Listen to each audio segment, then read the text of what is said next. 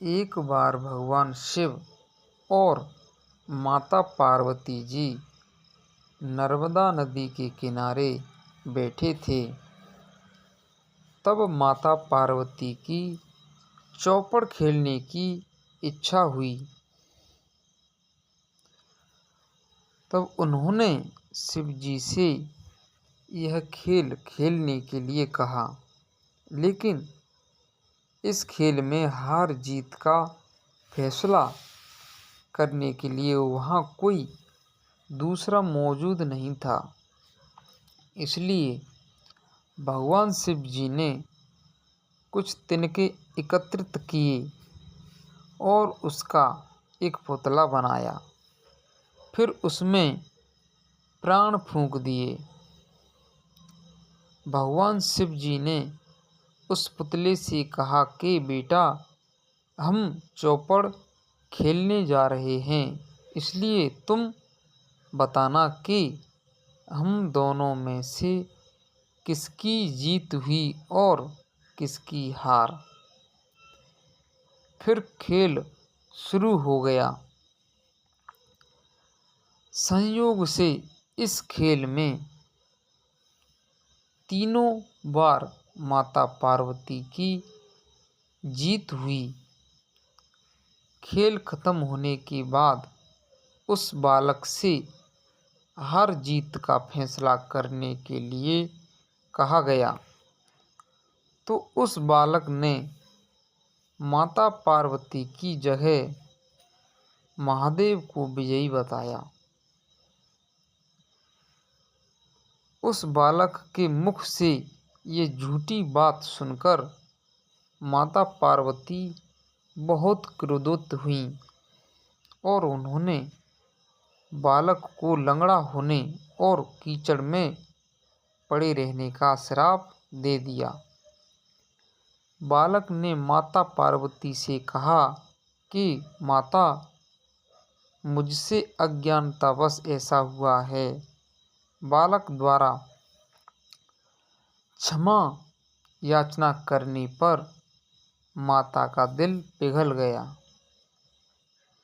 और उन्होंने कहा, अब ये श्राप तो वापस नहीं हो सकता, लेकिन मैं इसका उपाय तुम्हें बताती हूँ।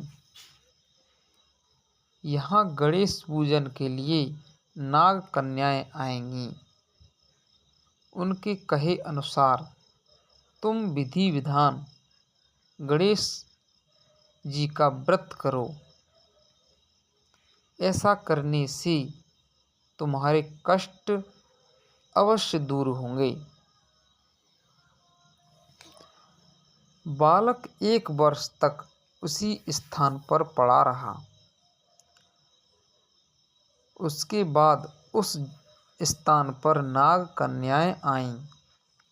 नाग कन्याओं में से उस बालक ने भगवान गणेश के व्रत की विधि जानी और इसके बाद उसने 21 दिन लगातार गणेश जी का व्रत किया,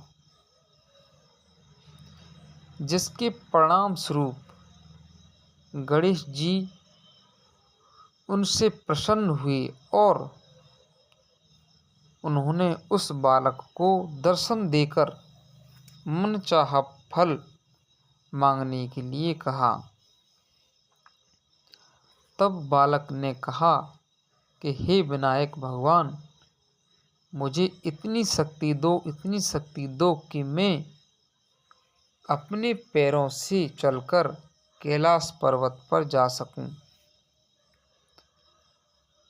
भगवान गणेश जी ने वरदान